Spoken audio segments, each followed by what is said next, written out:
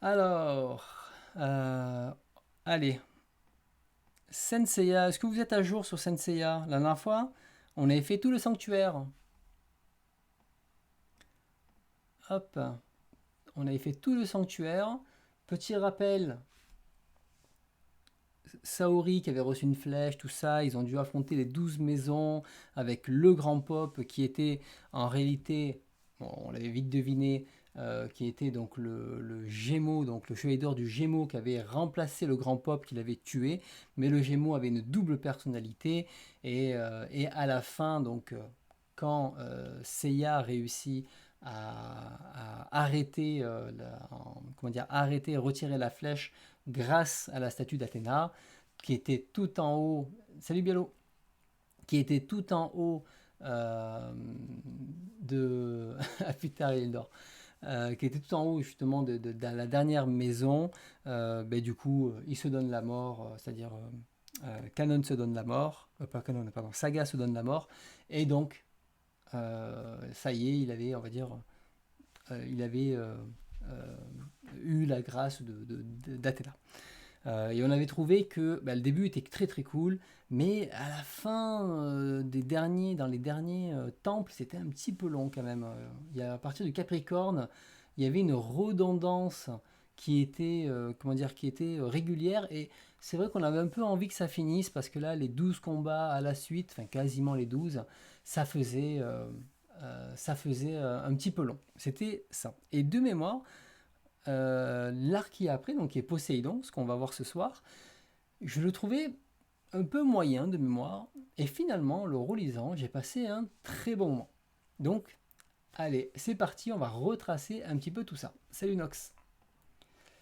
Alors, on y va.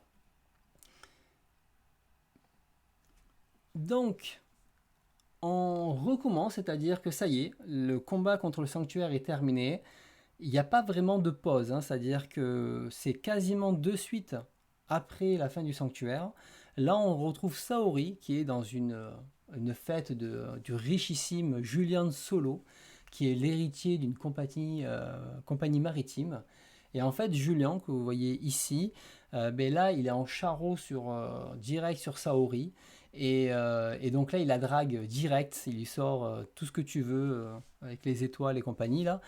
Et Saori, elle fait par la main, direct. Et donc du coup, voilà, il se prend un méga vent. Sauf qu'en fait, lui, il a pas trop l'habitude de se prendre un vent, et il est un petit peu frustré, quoi. Parce qu'il est là, au début, il était vraiment là, un peu vraiment méthode de drague, un peu naze, genre, euh, c'est pas la première fois qu'on se rencontre, j'ai le sentiment qu'on s'est déjà rencontrés. Alors, techniquement, c'est vrai, hein, il a pas tort, mais du coup, voilà, comment dire, on voit que là-dessus, c'est bon, il s'est pris en rouge. En tout cas, Senseiya, j'ai eu peur que ça devienne une comédie romantique. Finalement, Saori, très rapidement, elle a dit non, c'est bon. Moi, je suis très bien toute seule. Donc, ben, le petit Julien, il n'est pas content. En tout cas, on ne sait pas trop pour l'instant, mais Saori, du coup, se fait enlever la nuit. Mais heureusement, donc, Aolias, donc le chevalier du lion, était là pour la protéger et défonce son agresseur. Entre-temps, ben, il y a Julien qui découvre le spectre de Poséidon, puisque on a donc Sirène qui est venue le chercher pour le réveiller, pour que Poséidon qui sommeille en lui revienne sur Terre. Alors là, on peut remarquer que chez les guerriers de Poséidon, les femmes guerriers n'ont pas de masque. Donc ça c'est important, puisque du coup, c'est que les chevaliers, les chevalières d'Athéna qui ont un masque. Donc c'est Thésis la sorcière, parce qu'il y a deux sorcières, il y a Sorrento et Thésis. Donc maintenant qu'il sait que c'est la réincarnation de Poséidon, Thésis l'amène tout en bas sous la mer, donc voilà, il est à moitié en train de se noyer. Ça fait un peu la scène du film Abyss, on a un peu l'impression. Et à partir de là, il découvre donc le temple de Poséidon avec d'autres temples à côté, au fond de l'eau, donc un peu l'Atlantide hein, presque. Et là, à partir de là, ça y est, 3 jours plus tard, des tsunamis ravagent la Terre et c'est quasiment la fin du monde. sur Terre. Donc voilà, on a ça. Donc là-dessus, en fait, Julien, lui, il lâche pas l'affaire avec Saori. Et du coup, il envoie Thétis, donc la sirène, aller chercher Saori. Et donc, bien sûr, Seiya arrive et vient un petit peu dire non, non, on arrête. Et Thétis pensait que tous les chevaliers étaient morts. Et en réalité, les chevaliers, ils sont bien en mode PLS. Donc Seiya, il s'est réveillé de son lit pour aller sauver Saori. Et en fait, il s'effondre directement derrière. Et ils sont tous entre la vie et la mort suite au combat dans le sanctuaire qui a fait pas mal de morts et de dégâts. Donc bien sûr, Saori veille sur eux. Pas de souci. Et là, à l'hôpital, on découvre un premier général de Poséidon qui est Sorrento de la sirène et qui cherche en fait comment dire, à faire venir Saori. Mais heureusement qu'il y a le taureau et ils vont se battre. Alors là, c'est un petit combat à coup d'illusion, de crevage de tympan. Donc c'est un combat comme ça. Alors il y a une scène assez rigolote, c'est que l'illusion il se fait couper la tête et en fait il ressort et du coup je me dis bah, c'est une tortue en fait et ils font la blague juste après, voilà, tu tiens plus de la tortue que du taureau, donc ça m'a fait beaucoup rire parce que clairement Kurumada il a clairement voulu faire cette petite blague là. Donc ils s'affrontent, la musique elle passe à travers tout, donc des belles planches comme ça, donc ça c'est assez cool et il se perce les tympans. Malgré tout, il entend toujours la musique et Sorrento tue le taureau. En tout cas, c'est tel que voilà, c'est tel que comment dire, on laisse le taureau, il est laissé pour mort. On apprend aussi que les héritiers, là, enfin que Senseiya, c'est aussi les héritiers des Chevaliers d'Or. Alors j'ai un peu du mal à comprendre ce truc-là, mais en gros ils sont censés remplacer les Chevaliers d'Or le jour où la guerre est terminée. Et donc il y a déjà pas mal de Chevaliers d'Or qui sont morts, donc ils sont censés les remplacer. Mais ça, on ne peut pas dire qu'il est allé vers là. Donc voilà, donc là maintenant on a Julien qui prend possession de son armure. Et on le découvre avec sa magnifique armure de Poséidon que je trouve quand même très classe. Il arrive quand même à faire le côté écaille et je trouve ça super beau. Donc très belle planche, très très jolie planche. Donc lui, voilà, il veut nettoyer tout le monde sur Terre, comme l'Arche de Noé, les 40 jours, sauf que Athéna décide de se rendre sur place et vu qu'ils se reconnaissent, hein, mais ils ne trouvent pas un terrain d'entente et Athéna décide de se sacrifier. Et oui, c'est toujours ça. Donc en fait, le sanctuaire sous-marin tient avec 7 piliers. Si les 7 piliers s'écroulent, en fait, tout le truc tombe et le niveau des mers va revenir à un niveau normal. Et donc, elle va se sacrifier pour aller dans ce qui s'appelle le pilier central pour ralentir le niveau des mers, le temps que on arrive justement à arrêter la folie de Poséidon. Donc voilà, c'est pas compliqué pour retrouver le bon pilier, hein. C'est le plus gros. Voilà, c'est le principal, c'est le plus gros. Donc là, du coup, on a donc la sirène, Thétis, donc pas Sorrento, mais Thétis, qui est allée voir le vieux maître pour lui dire, écoute, en ce moment on a Athéna, si tu veux envoyer tes chevaliers, il n'y a pas de souci, on est open. Donc en gros, déclaration de guerre officielle. Et là, on retrouve nos héros avec quelques bandages à moins et leurs armures, leurs belles armures, les armures qui ont été régénérées par les Chevaliers d'Or. Qu'on découvre juste ici, après la guerre la bataille du sanctuaire. Donc on voit le vieux maître avec Shiryu, donc la Vierge avec Andromède, le Scorpion, donc Milo, donc du coup avec le cygne, et à gauche du coup c'est Aeolos, voilà, je me suis trompé tout à l'heure, c'est pas Aeolas mais Aeolos, pour Pégase. Et du coup, la sirène, elle se casse. Et là, il décide enfin, Kiki, lui, il a un bon odorat. Et comme la sirène, elle sent un peu le poisson, du coup, hop, elle est allée suivre Kiki. Et tout le monde suit Kiki derrière. Et tout le monde arrive automatiquement dans le temple de Poséidon, le sanctuaire de Poséidon. Alors, il y a quelques personnes qui les accueillent. Ils se font défoncer. Il n'y a rien d'incroyable de ce côté-là. Donc maintenant qu'ils ont tué quelques marinas, qu'ils ont compris comment fonctionnaient les 7 piliers, là vous avez les 7 piliers de Poséidon, la nouvelle guerre va pouvoir commencer au niveau de ce nouvel arc. Donc Kurumada il perd pas de temps, ça y est, à peine ils étaient entre la vie et la mort, et 3 jours après, ça y est, ils sont pimpants, ils sont prêts à combattre. Et bien sûr, premier pilier, premier général, Bayan du Cheval des Mers, comme vous pouvez le voir ici. Alors, truc habituel, il se fight, des attaques inefficaces.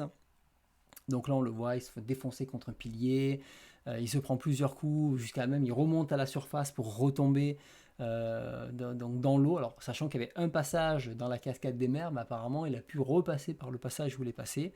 Et bien sûr, Seiya arrive à briser son attaque, puisqu'on découvre que son armure a le sang des chevaliers d'or, et donc maintenant elle brille. Donc c'est pas une armure d'or, mais c'est une plaquée or. Hein, on en est là. Alors elle brille vraiment qu'à des moments précis apparemment, elle brille pas tout le temps. Donc Seiya arrive à défoncer le général, donc super, il a gagné et il essaie de tuer, de défoncer le pilier, il n'y arrive pas. Et là, je ne sais pas pourquoi, mais à partir de ce moment, tous les personnages veulent se jeter contre le pilier pour le détruire. Donc je ne sais pas si c'était une trend TikTok de l'époque ou quoi, mais là, il y a un truc, dès qu'ils voient le pilier, ils veulent se jeter dessus pour le détruire, alors qu'en fait, il y a d'autres solutions comme l'armure d'or de la balance qui a été ramenée par Shaina, pardon, et qui va être trimballé par Kiki tout le long. Donc là, du coup, il décide, parce qu'on a un peu toutes les armes, il décide de prendre le bouclier, et le bouclier détruit le premier pilier. Il vole en éclats. Voilà, donc le premier pilier est détruit. Donc on continue l'aventure, hein, puisqu'il y en a d'autres. Là, cette fois, c'est Andromède qui arrive. Il voit une femme et il comprend pas trop ce qui se passe. Il n'y a pas de tension. Et cette femme l'attaque. Il essaie de se défendre. Et fin du volume. Alors, on a les armures d'or du Scorpion. Le Sagittaire, très sympa aussi. Et on arrive à la fin de ce volume-là. On continue. Volume suivant. Petite image du Shonen Jump. Donc,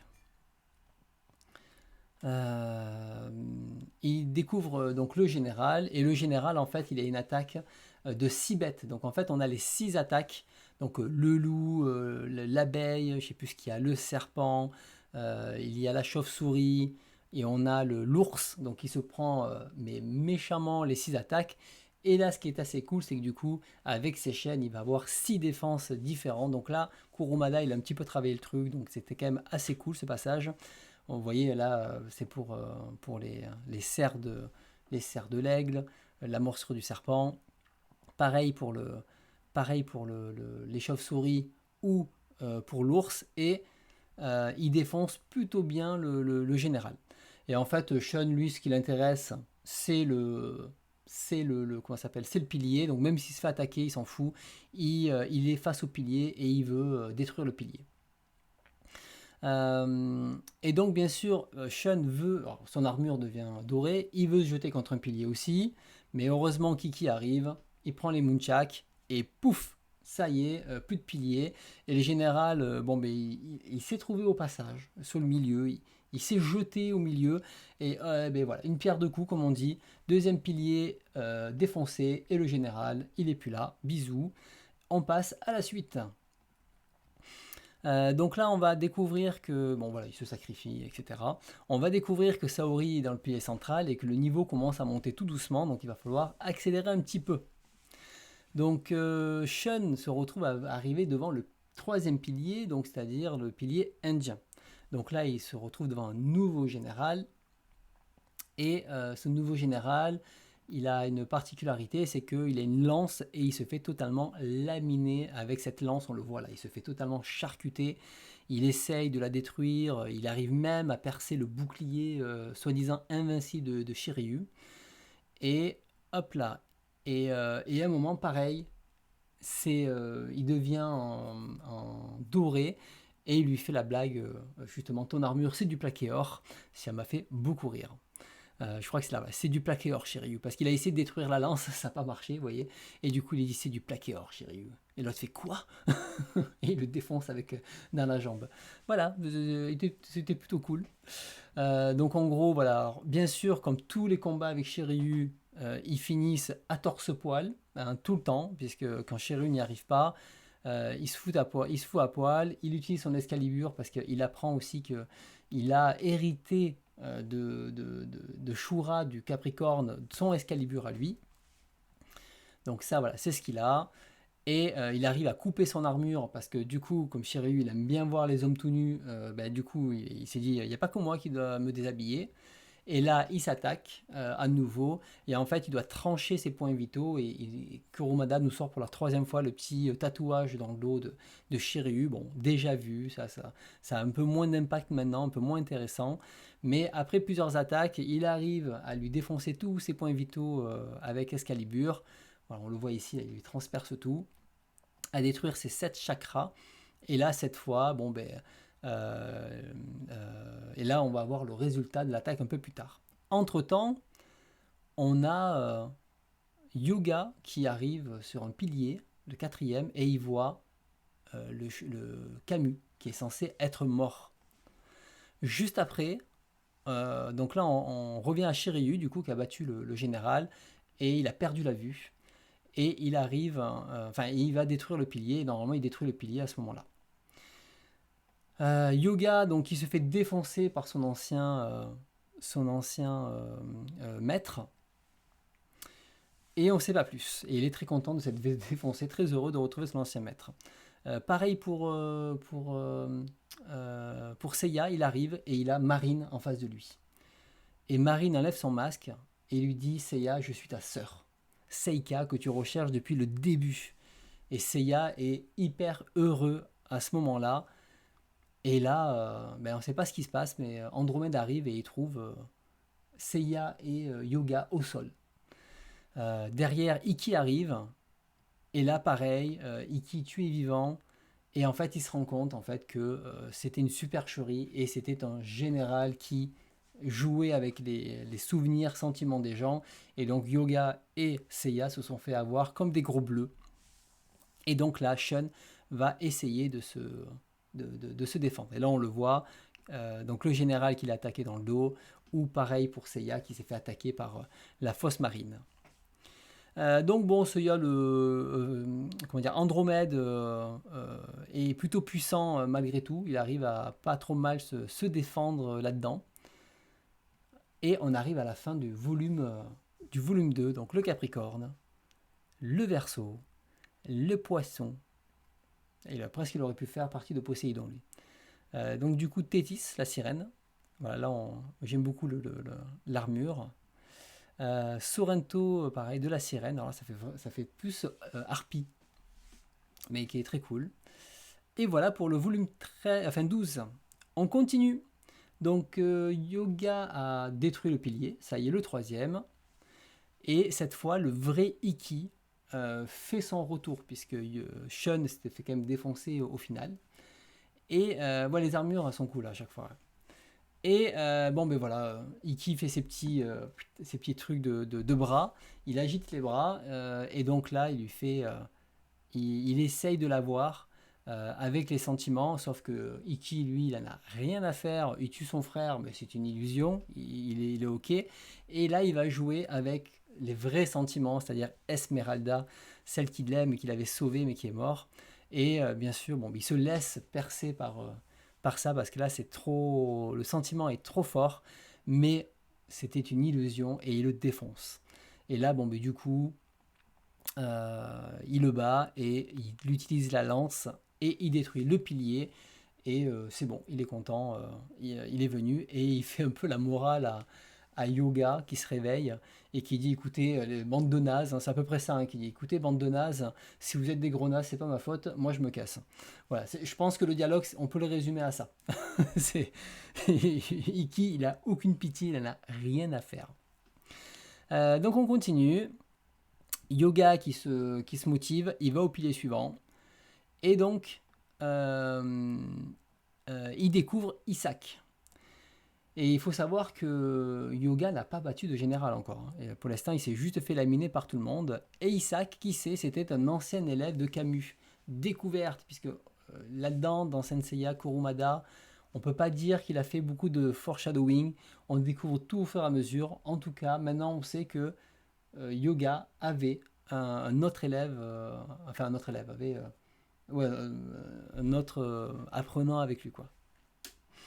Donc ils se battent parce qu'on voit il a perdu son œil et en fait c'est la faute de Yoga, donc il lui dit mais prends mon œil, et donc du coup l'autre lui crève l'œil en contrepartie, ou même si, je sais plus si c'est Yoga je crois qu'il lui prend, mais en gros Yoga à partir de là a perdu un œil. Donc ça y est, donc ça fait un peu mal, et on a un flashback où on les voit s'entraîner avec le Kraken, etc., tout ça, enfin les légendes. Et à un moment, ben, Yoga, qui n'était pas assez puissant, il voulait voir sa mère. Il se fait emporter par les marées sous-marines. Et c'est Issa qui le sauve. Et en fait, en le sauvant, il perd son œil et il se fait embarquer dans la mer. Et en gros, c'est le Kraken qui le sauve et Poséidon. C'est un peu l'histoire résumée. Donc Yoga, voilà, qui perd son œil. Voilà, on le voit là, il a perdu son œil pour essayer de se faire pardonner. Mais ils vont se battre ensemble, donc il se fait défoncer, etc.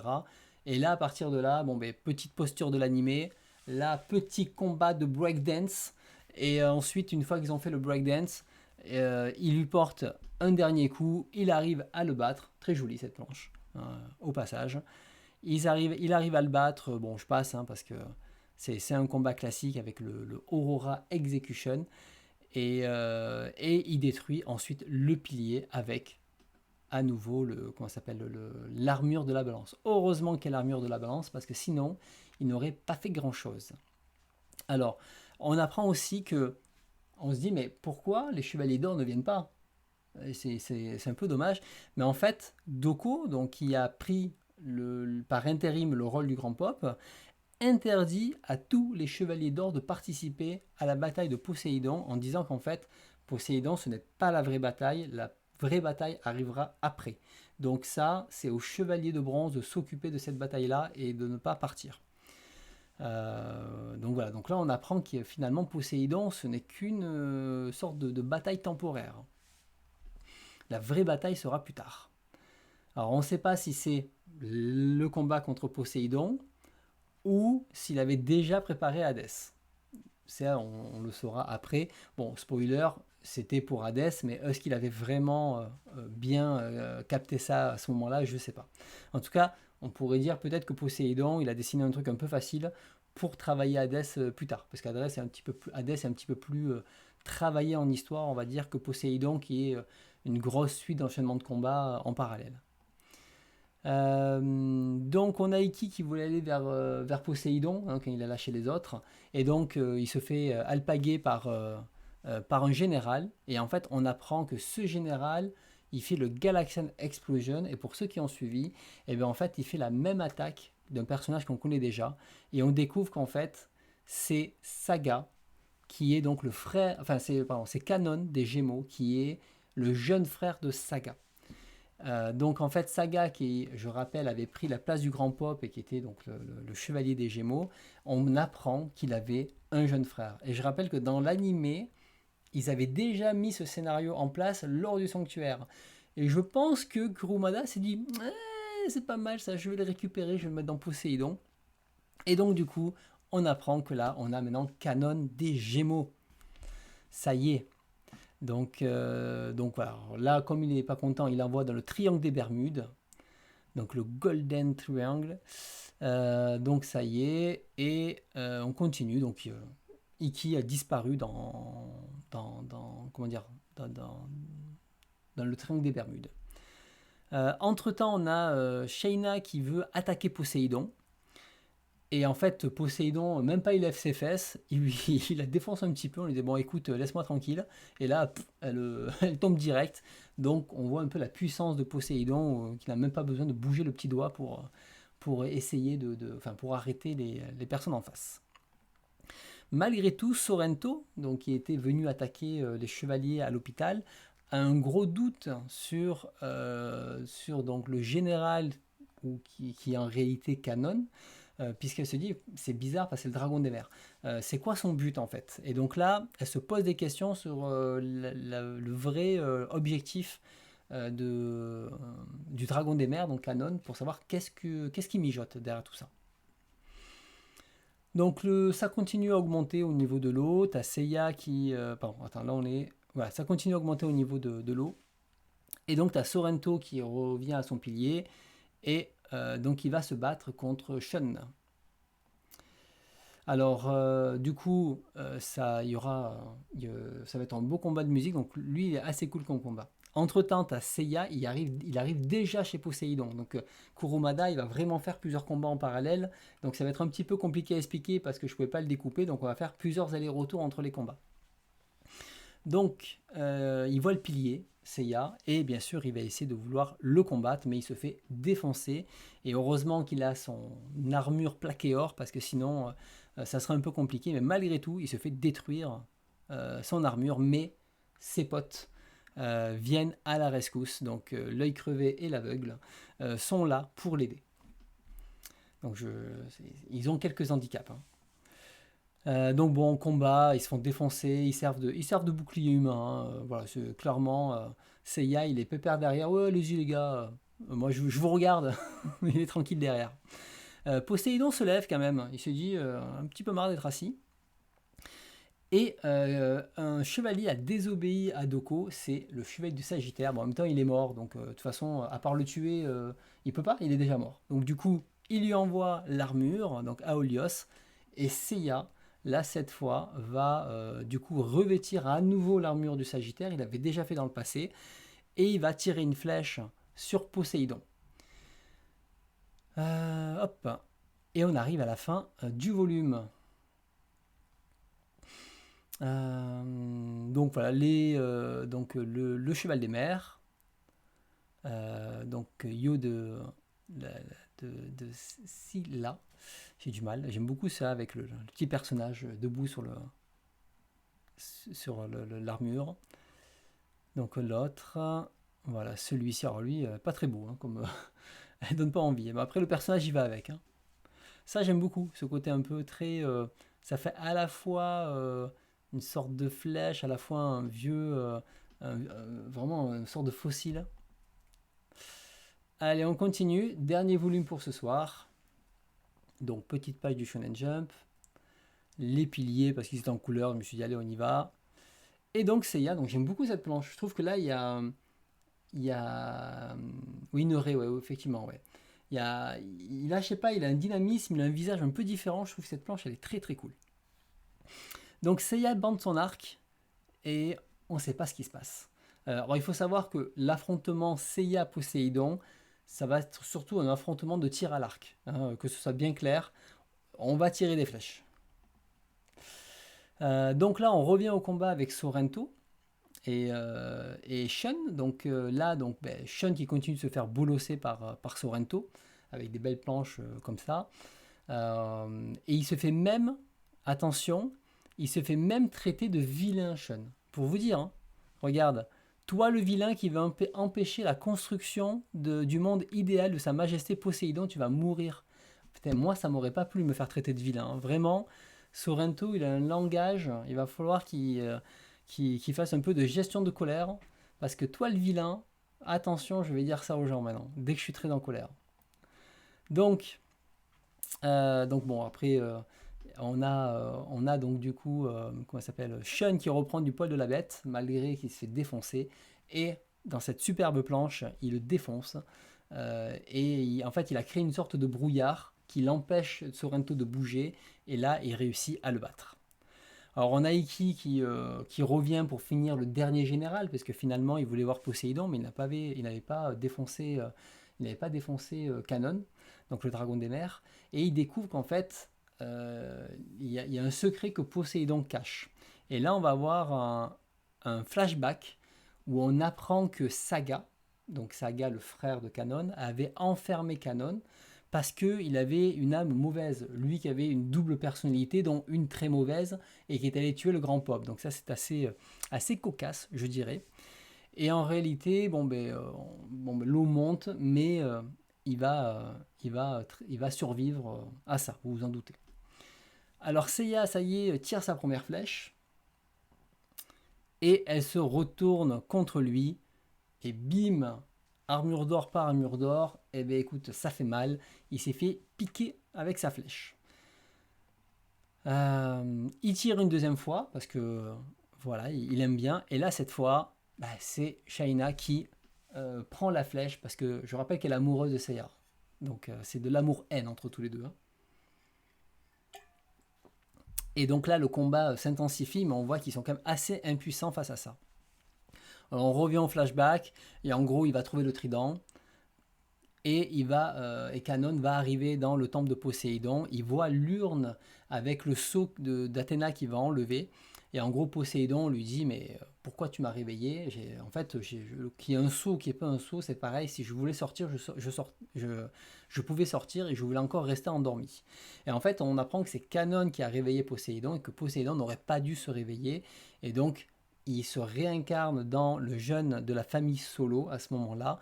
Et vu qu'Athéna était un bébé, de toute façon, il y avait encore le temps. Et en attendant, ben, du coup, Canon, lui, il voulait profiter de la situation et devenir le dieu de la terre. Et donc, il avait fomenté tout un plan pour essayer de contrer Poséidon et de manipuler tous les marinas pour avoir le pouvoir. Parce que pour le moment, Poséidon ne s'est pas encore réellement révélé. Alors il y a d'autres chevaliers d'or qui font un gros fuck à Doko et qui se cassent. Là c'est le Verseau. Et on continue le combat avec les petites flèches. Là cette fois c'est Shiryu qui se fait attaquer. Mais on a Yoga et Shun qui arrivent à la rescousse, donc c'est parfait. Il y a de la chair humaine pour le protéger. Et l'énergie de tout ça, vous connaissez l'énergie de l'amitié, va réussir à toucher Poséidon et lui faire enlever son casque, ce qui va déstabiliser Poséidon, mais surtout ce qui va réveiller son esprit. Et là, cette fois, le vrai Poséidon va se réveiller. Parce que c'est un dieu, bordel. Et on ne touche pas un dieu. Donc là, ils arrivent devant le pilier, et Poséidon, ça y est, s'est réveillé. Et il va paralyser le groupe, quoi. Alors, je continue. Donc, Ikki arrive à détruire le dernier pilier. Enfin, ouais, le dernier pilier, puisqu'il manque plus que le pilier principal. Là, eux, ils sont focalisés sur le pilier. On a l'armure d'or du Verseau qui vient en aide avec Yoga. Et je crois que c'est la première fois qu'on le voit porter l'armure d'or de son maître. Et pareil pour Shiryu. Donc, Doko qui lui prête son armure. Et là, il prend son armure, sachant que Doko est toujours vivant. Donc techniquement, c'est son armure, mais il a laissé à son maître.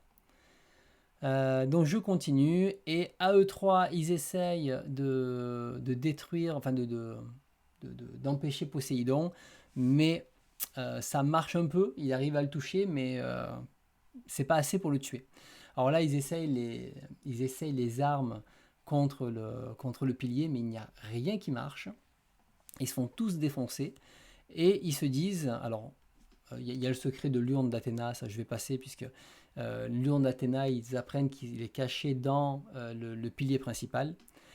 Et en fait, là, Seiya va pouvoir réaliser son rêve depuis le tout début, c'est-à-dire pouvoir se jeter de toutes ses forces contre le pilier. C'est le rêve d'une vie pour Seiya. Donc du coup, ils le prennent, Poséidon attaque derrière, mais ils le prennent et ils le jettent contre le pilier, pendant que Ikki, qui arrive par derrière, hop, le bloque Poséidon. Donc ça y est, Pégase est jeté contre le pilier est détruit, et de là ressort avec Saori, et tout le sanctuaire marin commence à s'effondrer. On apprend aussi que avec Canon, quand il était dans la grotte, en fait, Saori, même si elle était bébé, l'avait sauvé de la mort. Donc du coup, Canon est maintenant redevable par rapport à Saori. Saori renferme Poséidon dans l'urne, et Canon, on va dire, entre guillemets, se sacrifie pour ça. Mais il meurt pas, il reste vivant. Merci Clément, bonne soirée. Et on finit, parce que ça y est, l'histoire de Poséidon est terminée. Le niveau des mers revient à la normale, et on a une dernière page. Du coup, on a Julian Solo qui a arrêté, enfin qui renonce à sa fortune et qui va faire de l'humanitaire.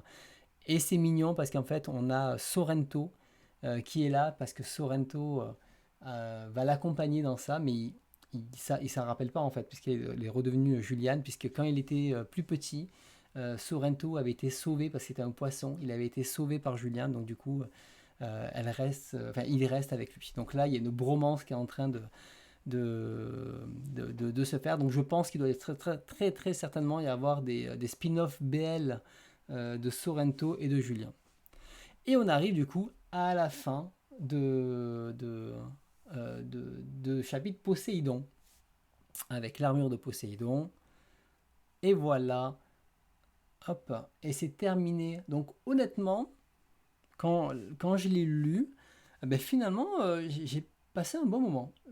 De mémoire, comme je disais, c'était un arc qui était pas ouf. Je sais pas, je le trouvais oubliable cet arc quand je le lisais intégralement. Quand je lisais la série intégralement, je vais essayer de faire des phrases en entier. Je fatigue un petit peu, je suis désolé. Et du coup, en le relisant, ben, je l'ai un peu redécouvert. Et finalement, le fait qu'il accélère vachement à la fin, où il reste encore 3 piliers sur 7 qui sont pas détruits et ils sont déjà à Poséidon et il se passe des trucs et tout ça, ben, ça passait bien. Franchement, j'ai passé un bon moment de lecture et ça m'a fait un peu oublier la fin un petit peu décevante du Sanctuaire qui était un petit peu longue, qui était pas hyper passionnante dans l'histoire. Donc voilà pour Poséidon, bon petit moment, ça c'était cool. Et la dernière fois, ce que je vous avais pas montré, c'était les volumes de l'ancienne édition et je propose qu'on les regarde vite fait.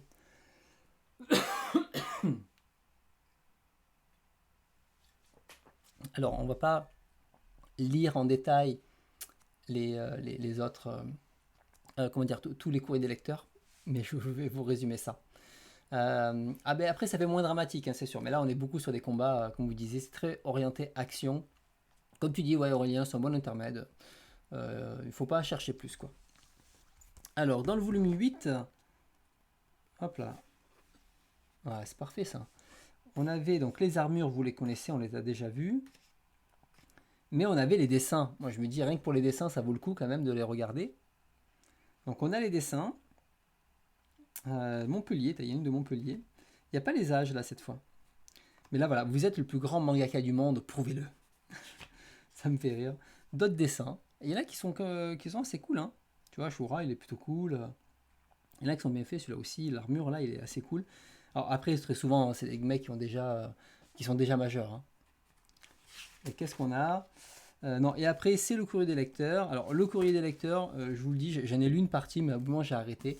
C'est assez incroyable, le courrier des lecteurs. Le nombre de personnes. Alors, il y a des personnes qui sont en mode, mon Dieu, c'est incroyable, merci. Donc, ça, c'est cool, ça fait toujours plaisir d'avoir des compliments. Et il y en a d'autres, les chipoteurs. Ah, alors là, vous avez mal traduit. Alors là, c'est pas comme ça qu'on dit. Alors là, non, je suis pas d'accord avec ce truc-là. Non, alors ça serait bien, Kana, là vous êtes des imbéciles, vraiment, et là il est traité d'abruti et tout. Ah oui, Kana il a publié comme ça, mot pour mot, et tu fais, putain, waouh, la bienveillance des lecteurs, elle n'était pas là déjà à l'époque, hein. C'est très drôle, enfin très drôle à lire, c'est navrant de voir que dans les années 2000, quand ça paraissait, je vous le mets comme ça au pire au replay, vous pourrez mettre pause et le lire. C'était assez ouf de se dire, mais putain, mais les mecs, même là, ils étaient pas contents. Alors oui, il y avait des petites erreurs, mais les chipoter sur les trucs, c'est incroyable. Et là, ben, il y avait un dossier sur Asgard. Ils expliquaient Asgard, qu'est-ce que c'était. Donc ça, c'est plutôt, c'est très bien. Il y avait beaucoup de dossiers dans cette édition. Bon, là, on commence à en avoir moins parce qu'au début, ils avaient déjà montré beaucoup de choses, mais donc là, on est toujours à la partie sanctuaire hein, dedans. Donc moi, j'aime bien là, celui-là un peu mode Kimengumi, on dirait. T'as vu mon pins Kana, voilà, c'est très rigolo. Donc j'aime beaucoup. C'était quoi? Shingo Araki, donc interview de Shingo Araki, donc ça c'est génial. Courrier des lecteurs, pareil, vous lirez ça tranquillement en replay. Hop. Et pareil, ils font aussi voilà, les changements, rappelez-vous, le dragon, l'Ayasa. Il y a pas mal de. Enfin, ils font vraiment une différence entre les deux. il y avait un vrai boulot éditorial, ça faisait plaisir, quoi. C'est un truc qu'on ne retrouve pas sur les nouvelles éditions, hein. Et il y a des choses qu'il faut mettre à jour et tout, mais c'était cool. À l'époque, dites-vous qu'il n'y avait pas Internet, c'est à peine le début, on passait beaucoup par le courrier. Bon, moi, j'ai jamais écrit, mais c'était comme ça qu'on communiquait, quoi. Donc les dessins, et il y en a qui se plaignent. Ouais, franchement, vous feriez mieux d'enlever les dessins, de mettre autre chose à la place, on gagnerait 4 pages. Et je te jure, les dessins, franchement, c'est pas utile. Tu fais, c'est bon, c'est 4 dessins, c'est 4 pages, laisse, ça fait plaisir aux gens, là, ils kiffent leur passion comme ça. Il y a aussi d'un groupe des lecteurs qui est très sympa, il y a beaucoup d'associations locales qui se font. Et ça, c'est quoi? Les voix dans Sensei. Il y avait beaucoup d'applications vocales, enfin d'applications locales qui se font. Et c'est très cool parce que du coup, ils sont là. Alors, écrivez à telle adresse, fan club officiel du machin. Et c'est génial. Moi, je trouve. C'était une autre époque. Les petits fan clubs comme ça, les gens étaient à fond sur Senseiya parce que même si aujourd'hui, oui, ça a vieilli et tout, il faut vraiment pas enlever la puissance qu'avait Senseiya à l'époque. C'était assez hallucinant. Elle est très cool cette BD, hein. Vous voyez qu'elle est très très bien faite, hein. Il fallait vraiment pas, il faut pas sous-estimer ouais, la puissance incroyable que ça avait, et ça avait un succès incroyable. Même aujourd'hui, c'est encore un succès incroyable. Bon, plus auprès des quadrans, hein, c'est sûr, hein. Mais malgré tout, voilà, il y avait, ça nous faisait rêver, gamin, hein. Il faut vraiment pas l'oublier, même si des fois, je prends un petit ton moqueur. Honnêtement, c'est plus de, c'est plus un petit con moqueur d'affection que réellement moqueur. Ça a vieilli, bien entendu, hein, c'est plus aussi bien qu'avant, mais on a vieilli aussi, quoi. C'est normal, c'est normal. Là, on est où là? On est toujours, voilà, on est toujours au sanctuaire. C'est le dernier du sanctuaire. Hop là. Et dans les fiches des personnages, c'est là où la première fois qu'on les a eus, donc il a fallu attendre le volume 13, et c'est là où on a eu la claque, c'est-à-dire, regardez, Seiya, 13 ans. Et là, j'ai dit, comment ça, il a 13 ans, Seiya? Et vraiment, j'ai bloqué sur cette information-là, hein. Pareil, Shiryu, 14 ans. Iki, c'est le plus vieux, je crois qu'il a 15 ans. Voilà, 15 ans, Iki. Tana, voilà, 15 ans aussi. Je sais pas s'il y a plus vieux, 14, 14, 15, 14. Pareil, là, on est à peu près dans les mêmes âges. Django, 18 ans, donc c'était le chef des bandits, 18 ans. Plutôt belle ascension. Là, on ne sait pas l'âge. Les filles, elles ont 16 ans, donc elles sont plus grandes. Donc en fait ouais, c'est ça. Donc Marine a 10 ans de plus, ouais, que Seiya. Donc même les cheveux d'argent, 16 ans. Ouais, je vous les passe, vous pourrez les voir. Ça aussi, mais toutes les fiches de personnages, elles sont très basiques, mais ça n'y est plus. Voilà, Mu a 20 ans. Ils ont tous 28 ans, le chevalier des Gémeaux. Le cancer, 23 ans. Et la balance, c'est là où on apprend qu'il a 261 ans. Donc voilà, ça c'est... Il y a ça, je continue rapidement. Esmeralda, 13 ans. Saori, 13 ans. Tatsumi, 32 ans. Le mec, on dirait qu'il en a 55. 32 ans. Donc ouais, il avait un petit problème avec, avec les âges, Kurumada. Donc voilà, donc là, une interview, pareil, du producteur télé, producteur de la Toei, et le fameux courrier des lecteurs, toujours incroyable ce courrier des lecteurs. Les dessins. Voilà, un petit peu de pub aussi pour les autres mangas. Et même là, tu peux acheter des figurines. Ratez pas l'occasion, 309 francs. Voilà, vous pouviez acheter des figurines. Pour les éditions, je sais pas.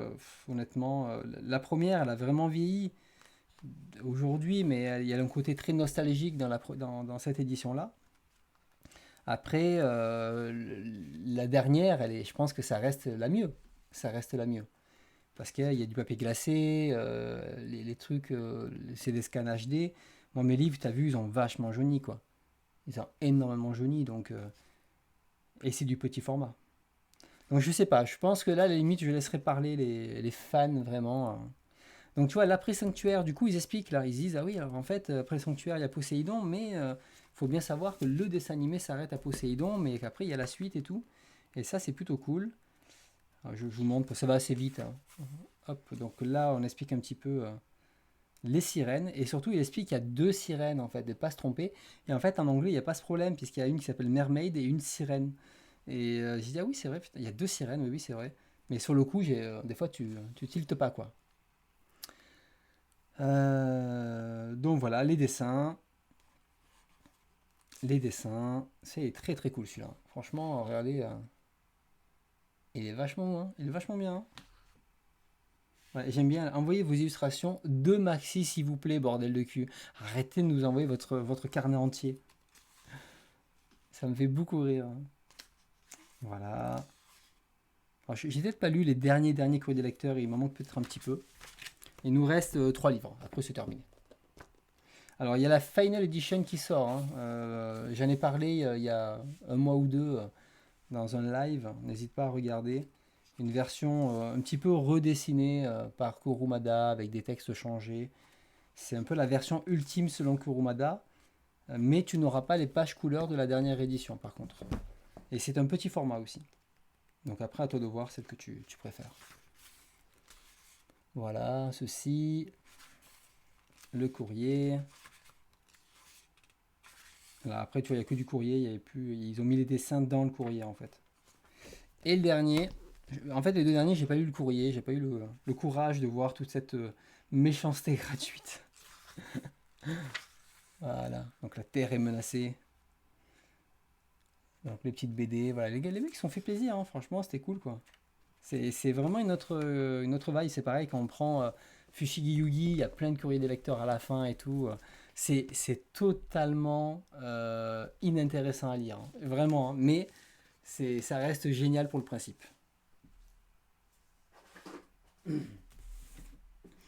Voilà pour ce marathon Senseiya. Donc la prochaine fois, on va faire donc Hades. Donc Hades, pour rappel, il va falloir faire attention à ceux qui suivent l'ancienne édition. C'est-à-dire que sur le fichier, il faut s'arrêter, voilà, ici.